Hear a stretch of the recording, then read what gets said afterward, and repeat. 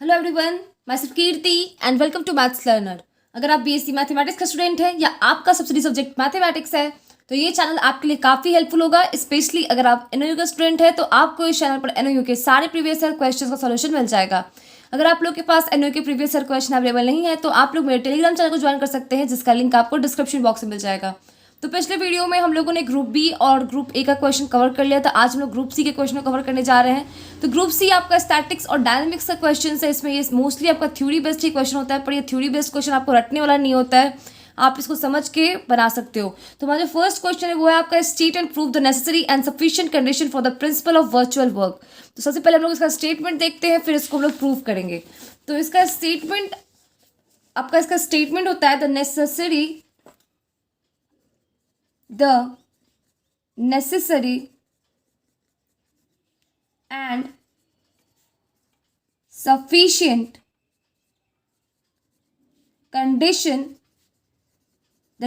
and sufficient condition for a system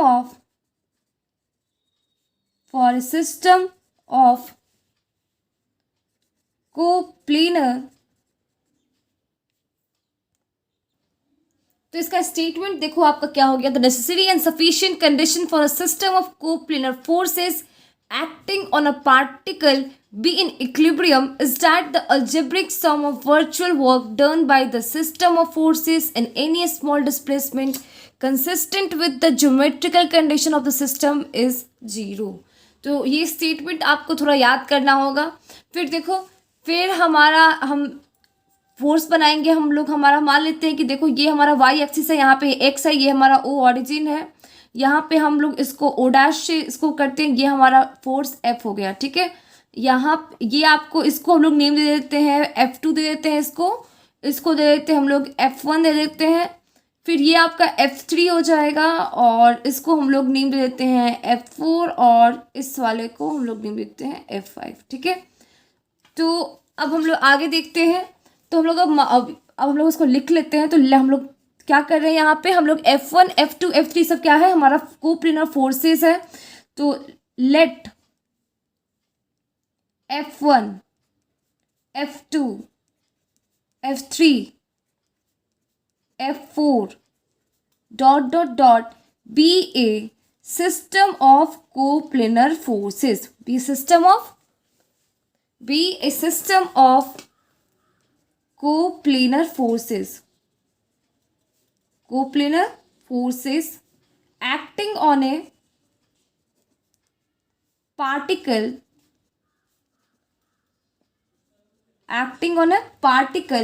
at O। ठीक है, और फिर ये जो हमारा फोर्स F जो है ये क्या है, ये हमारा रिजल्टेंट है, आपका रिजल्टेंट फोर्स है सिस्टम ऑफ कोप्लेनर फोर्सेस का। तो उसको भी हम लोग लिख लेते हैं, late F be the resultant of the system of coplanar forces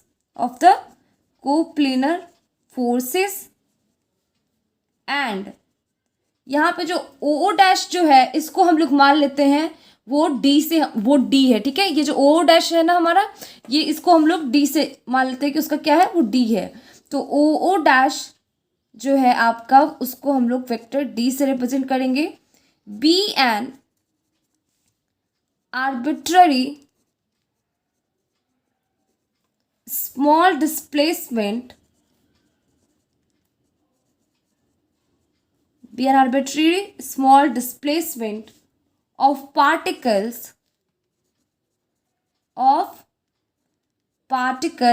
from O to O dash, ठीक है।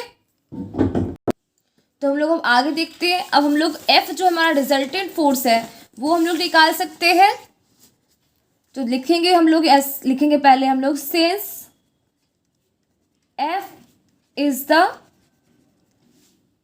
Resultant, F is the resultant, तो क्या हो जाएगा, F जो होगा आपका वो F1 F2 सबके सम के क्या होगा, इक्वल हो जाएगा। तो ये हो गया आपका F1 plus F2 plus F3 plus dot dot dot, ठीक है। तो इसको अगर हम लोग समेशन के फॉर्म में लिखेंगे तो क्या हो जाएगा, F इक्वल्स हो जाएगा समेशन ओवर I इक्वल्स 1 और ये हो जाएगा आपका Fi, ठीक है।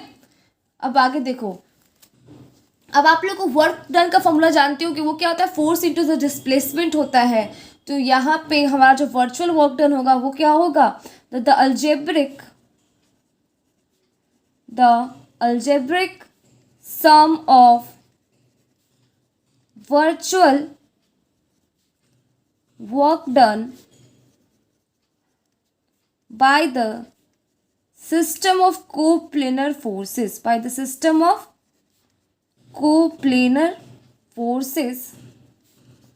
वो क्या हो जाएगा, वो हो जाएगा आपका F1 dot D plus F2 dot D, displacement सबका सेम है, F3 डॉट डी प्लस कहाँ तक डॉट डॉट डॉट डॉट, ठीक है।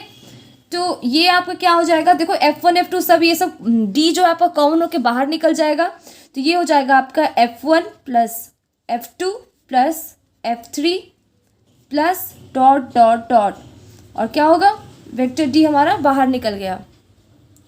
तो ये हो जाएगा, ये इस पूरे का सब हमारा क्या है, F है हमारा रिजल्टेंट फोर्स, तो यहाँ पे F आ जाएगा और ये क्या हो गया, F डॉट डी।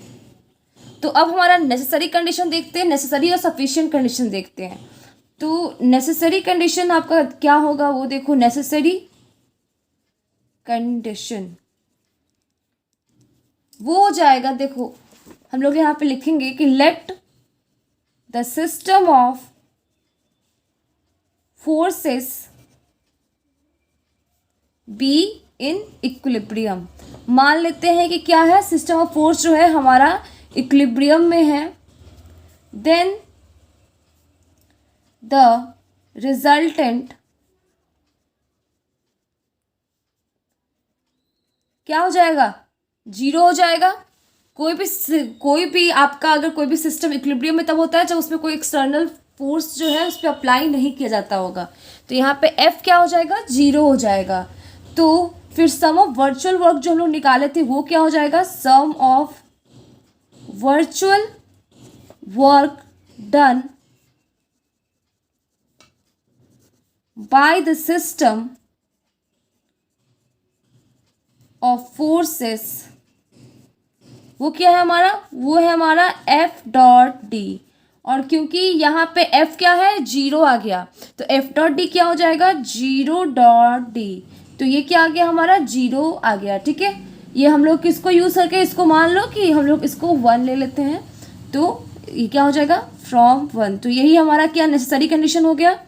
और अब हमारा सफिशिएंट कंडीशन हम लोग देखते हैं। तो सफिशिएंट कंडीशन जो होगा आपका वो होगा सफिशिएंट, सबसे पहले लिख लेते हैं सफिशिएंट कंडीशन। देखो, तो फिर से हम लोग यहाँ पे लिखेंगे let the algebraic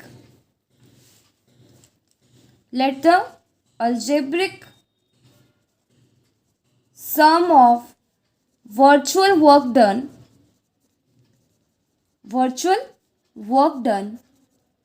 by the system of forces acting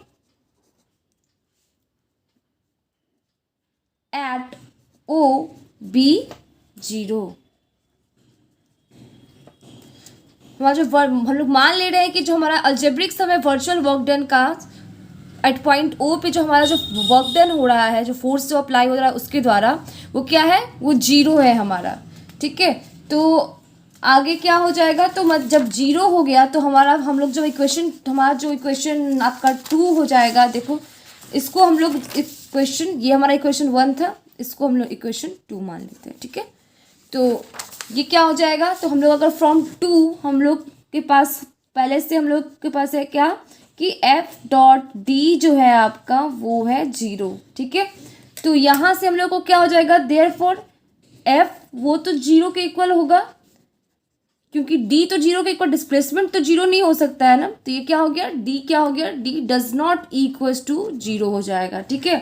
तो hence the forces are in equilibrium, hence the forces are in equilibrium. तो इस क्वेश्चन का आपका यहीं पे सॉल्यूशन होता है। हम लोगों ने नेसेसरी इसका स्टेटमेंट भी लिखा, फिर इसका जो नेसेसरी और सफिशिएंट कंडीशन होता है उसको हम लोगों ने प्रूव भी कर लिया है।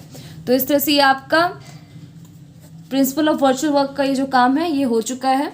अब जो हमारा नेक्स्ट क्वेश्चन है वो देखो क्या है, वो है आपका so that the modulus of an elastic string is equal to the force which would stretch a light string to twice its natural length. तो अब इस क्वेश्चन का सॉल्यूशन देखते हैं हम लोग। ये क्वेश्चन आपका काफ़ी ज़्यादा अच्छा है, तो एक बार फिर से इसको हम लोग तोड़ तोड़ कर इसको समझते हैं। देखो हम लोग को निकालेंगे सो that the modulus of an elastic string, हम लोग को शो करना है कि जो मॉडुलस ऑफ इलास्टिक स्ट्रिंग है वो इक्वल होता है तो force which would stretch a light string to twice its natural length. अगर मान लो अगर कोई स्ट्रिंग है जिसका लेंथ एल है तो वो स्ट्रेच होके क्या हो जा रहा है, ट्वाइस हो जा रहा है। इसका मतलब क्या हो जा रहा है, 2L हो जा रहा है। देखो सबसे पहले तो हम लोग क्या करते हैं, देखो एक स्ट्रिंग लेते हैं, मान लो ये हमारा स्ट्रिंग है, ये ए है, ये ओ है और ये पी ले लेते हैं और क्यू ले रहे हैं, ठीक है। यहाँ पे अब पी क्यू ले रहे हैं क्योंकि इसी दो पॉइंट के बीच में जब इसमें हम लोग फोर्स अप्लाई कर रहे हैं इसके फ्री इंड्स पे, तो जो स्ट्रेचिंग हो रहा है वो पी और क्यू के बीच में ही हो रहा है, मतलब होगा, ठीक है। तो पहले मान लेते हैं कि पी और क्यू जो है यहाँ पे इन दोनों के बीच का जो आपका गैप है वो डेल्टा एक्स है, ठीक है, स्मॉल डिस्टेंस जो है हमारा। अब जब हम लोग इसको फोर्स अप्लाई कर रहे हैं इसके फ्री एंड्स पे तो क्या होगा, ये स्ट्रेच होगा इसके आपका, और अब क्या बन जाएगा ये देखो, अब जो है ना ये मान लो कि ये ए जो है आपका ए डैश हो गया और ओ जो है आपका ओ डैश हो गया, क्योंकि जब स्ट्रेचिंग करेंगे तो ये इसका दोनों फ्री एंड तो इंक्रीज होगा ना जब खींचेंगे, तो ये तो आपका नहीं हो रहा, पर अगर आप कोई फ्लेक्सिबल चीज़ होगा उसको जब स्ट्रेच करोगे तो इसका दोनों का फ्री एंड बढ़ेगा। तो देखो ओ डैश होगा, ये ए डैश हो गया, और ये जो पी क्यू है ना, जो ये दोनों भी होगा आपका चेंज, तो ये मान लो कि ये पी डैश हो गया आपका और ये आपका क्यू डैश हो गया, मतलब पी क्यू जो है आपका पी डैश क्यू डैश इतना ज़्यादा स्ट्रेच हो गया। और अब जो है इन दोनों के बीच का स्ट्रेच, ये कितना स्ट्रेच हुआ है, डेल्टा एक्स डैश हो गया, ठीक है। तो अब देखते हैं हम लोग इसका स्टेटमेंट, हम लोग सबसे पहले लिख लेते हैं कि हम लोगों ने जो जो किया है। और देखो मान लो कि ये जो है ना हमारा ओ ए ये एल है, और जब इसको स्ट्रेच कर दिया गया ना तो ओ डैश ए डैश क्या हो जाएगा, 2L हो जा रहा है, क्योंकि क्या बोल रहा है ये कि जो फोर्स लगाया जा रहा है तो उसका जो लेंथ है वो ट्वाइस हो जा रहा है। तो हम लोग इसका अपना स्टेटमेंट लिखते हैं। तो सबसे पहले लिखते हैं let L be the natural, let L be the natural length of the string. L क्या है, नेचुरल लेंथ है आपके स्ट्रिंग का, ठीक है। और मान लेते हैं कि let a weight W be applied, a weight W be applied to the free ends. इसके फ्री एंड्स पे कितना वेट लग रहा है, W लग रहा है, ठीक है, free end of the string. आपको पूरे अच्छे से लिखना होगा सब कुछ को, ऐसा नहीं कि बस आप सॉल्व कर दोगे, सब कुछ स्टेटमेंट वगैरह को अच्छे से लिखोगे। अब हम लोग मान लेते हैं कि suppose that an element P Q, ये जो हमारा एलिमेंट पी क्यू है वो किसके इक्वल है, वो है आपका डेल्टा एक्स के इक्वल है, इज स्ट्रेच्ड, इसको स्ट्रेच किया जाता है to a length P dash Q dash, ठीक है, to a length P dash Q dash, और वो किसके इक्वल है, वो है आपका डेल्टा एक्स डैश के इक्वल। तो यहाँ पे हम लोग लिख देते हैं डेल्टा एक्स डैश के इक्वल, ठीक है। तो अब जो टेंशन जो होगा, टेंशन इन द स्ट्रिंग हम लोग अगर निकालते हैं क्यू डैश पी डैश का, तो वो क्या हो जाएगा, लैम्डा टाइम्स जो हम लोग हुक्स लॉ को यूज करेंगे और फिर लिखेंगे। देखो तो the tension in string by Hooke's law, by किस लॉ को यूज कर रहे हैं हम लोग, हुक्स लॉ को यूज कर रहे हैं, तो by Hooke's law tension in the string क्या हो जाएगा, क्यू डैश पी डैश में जो टेंशन होगा आपका वो क्या हो जाएगा, tension in the string q dash p dash is given by, क्या चीज से दिया जाएगा, lambda times delta X dash minus delta x, और बाई क्या हो जाएगा, वो हो जाएगा आपका डेल्टा एक्स। तो ये क्या हो गया, टेंशन इन द स्ट्रिंग, किसके, क्यू डैश पी डैश के बीच में जो टेंशन होगा स्ट्रिंग के, वो हम लोगों का ये निकल गया। अब देखो, अब हम लोग जानते हैं कि फॉर इक्विलिब्रियम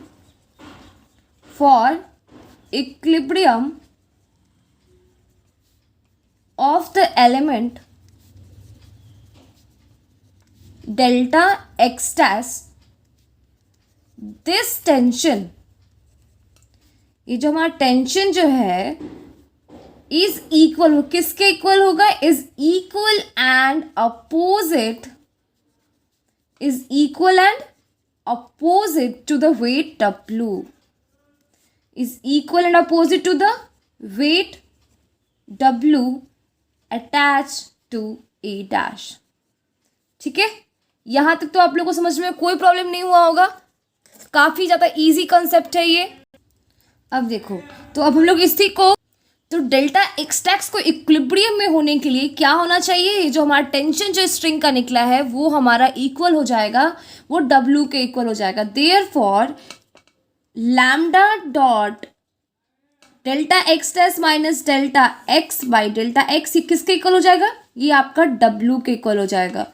तो हम लोग अगर लैम्डा को उधर लेके जाते हैं तो फिर हम लोग के पास क्या बचेगा, delta X dash minus delta x by delta x equals क्या हो जाएगा, W बाई लैम्डा, और ये हो जाएगा आपका delta X dash by delta x minus 1 equals हो जाएगा W बाई लैम्डा। ठीक है, अब देखो डेल्टा एक्स डैश को इधर आने दो, और जब आप 1 को इधर लेके जाओगे तो क्या हो जाएगा, W बाई लैम्डा प्लस 1 हो जाएगा, और डेल्टा एक्स डैश क्या हो जाएगा आपका, ये हो जाएगा W by lambda plus 1 into delta x. ठीक है, तो ये हमारा डेल्टा एक्स डैश का निकल गया डेल्टा एक्स के टर्म में हमारा। तो अब हम लोग को क्या, हम लोग को निकालेंगे, अब हम लोग जब इसको इंटीग्रेट कर देते हैं, अगर हमारा जो एलिमेंट L से क्या हो रहा है, हमारा जो एक्सटेंशन क्या हो रहा है, हमारा जो पहले जो L जो स्ट्रिंग का लेंथ था वो बाद में 2L हो जा रहा है, तो अगर हम लोग उस डेटा को इंटीग्रेट कर देते हैं, इसको L टू L डैश तक अगर हम लोग इंटीग्रेट करते हैं तो हम लोग का निकल जाएगा। तो देखो, for an extension of the length L to 2L, L से क्या हो जा रहा है, 2L हो जा रहा है, तो इसको हम लोग इस वाले पोर्शन को हम लोग इंटीग्रेट कर देंगे 0 से 2L तक डेल्टा एक्स डैश, और इधर वाले को क्योंकि ये क्या L ही चेंज हो रहा है ना, तो 0 से L, तो ये हो जाएगा W by lambda plus 1 into DX। ठीक है, तो इधर आ जाएगा आपका 2L आ जाएगा, और इधर जब आप करोगे इंटीग्रेट तो W lambda L plus L आ जाएगा। ठीक है, इंटीग्रेट करके जब आप अपर लोअर लिमिट डालोगे तो फाइनली आपको ये वैल्यू आ जाएगा। अब हम लोग आगे देखते हैं, तो आगे क्या हो जाएगा ये हमारा, तो ये आपका हो जाएगा L इक्वल्स फिर आ जाएगा W बाई लैम्डा। ठीक है, तो फिर आपका क्या हो गया, यहाँ से आपका lambda equal W by lambda, और यहाँ पे भी तो L ही है ना, तो L से L कैंसिल हो जाएगा, बचा क्या, इधर 1 बच गया, इधर हो गया W बाई लैम्डा, तो ये आ गया आपका, देयरफॉर W क्या आ गया यहाँ पे W जो है आपका वो लैम्डा के इक्वल आ रहा है, that is the modulus of elasticity is equal to the stretching force W, to the stretching force W।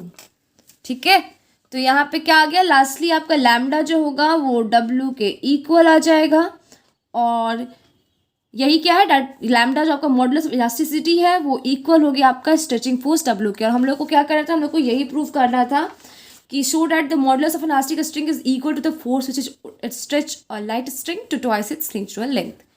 तो इस तरह से हमारा 9 का ए भी हो गया। तो अब हमारा जो 2 क्वेश्चन आपका बच गया, 9 का बी बच गया और एक क्वेश्चन नंबर 10 बच गया, तो उसको हम लोग हमारे नेक्स्ट वीडियो में करेंगे। तो अभी के लिए बस इतना ही रखते हैं। आई होप कि आप लोग को ये क्वेश्चन अच्छे से समझ में आया होगा। इस क्वेश्चन में ये क्वेश्चन बिल्कुल भी डिफिकल्ट नहीं है, काफ़ी ज़्यादा ईजी कंसेप्ट है इसका। तो आप लोग इस क्वेश्चन को अगर आएगा तो ज़रूर अटेम्प्ट करना है इस क्वेश्चन को।